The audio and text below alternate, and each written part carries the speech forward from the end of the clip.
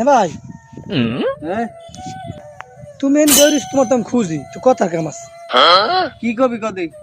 বই বাবা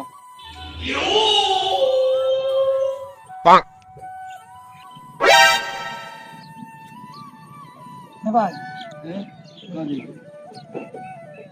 আপনি কি ভাবিলে ডর হ্যাঁ ভাই আমি ডরাম খেলি আমি তো বেটা বাঘ রয়্যাল বেঙ্গল সিংহ ছিল